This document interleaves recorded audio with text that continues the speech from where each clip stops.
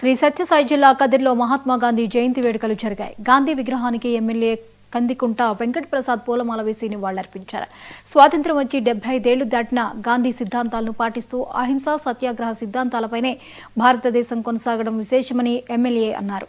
గాంధీ ఆలోచనలు మానవాళి ఉన్నంత వరకు ఆదర్శంగానే ఉంటాయని వెంకట ప్రసాద్ చెప్పారు.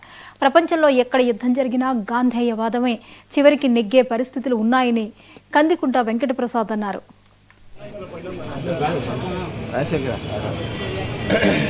మహాత్మా గాంధీ గారి ఆశయాలను కొనసాగిస్తాం. మహాత్మా గాంధీ గారి ఆశయాలను కొనసాగిస్తాం. మహాత్మా గారి ఆశయాలను అందరికీ కూడా మహాత్మా గాంధీ గారి జయంతి ఉత్సవ శుభాకాంక్షలు. స్వాతంత్రం వచ్చి 70 సంవత్సరాలు దాటిన తర్వాత కూడా ఈ రోజుకి ఆయన అనుసరించినటువంటి బాట ఏదైతే ఉందో స్వాతంత్ర పోరాటం కానీ ఆయన జీవన విధానం కానీ ఇప్పటికి కూడా ఆదర్శప్రాయంగా నిలుస్తూనే వస్తాం.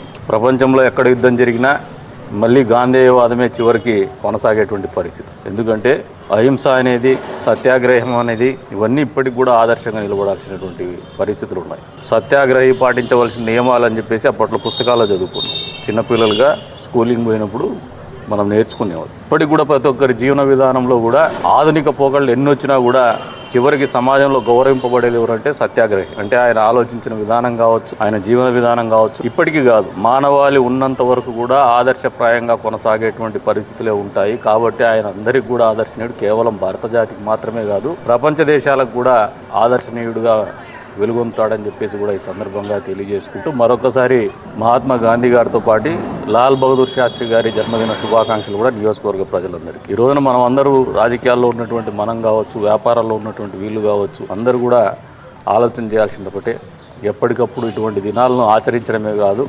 ఆలోచన చేసి మనం ఎక్కడైనా డీవియేట్ అవుతున్నామా, మనం ఎక్కడైనా వారు చూపినటువంటి మార్గాన్ని కాకుండా భిన్నమైనటువంటి పరిస్థితులకు పోయేటువంటి పరిస్థితులు వస్తుంటే కూడా ఎప్పటికప్పుడు సరి చేసుకొని వాళ్ళని ఆదర్శంగా తీసుకొని ముందుకు పోవాల్సినటువంటి పిల్లలందరికీ కూడా మహాత్మా గాంధీ గారి జయంతి ఉత్సవం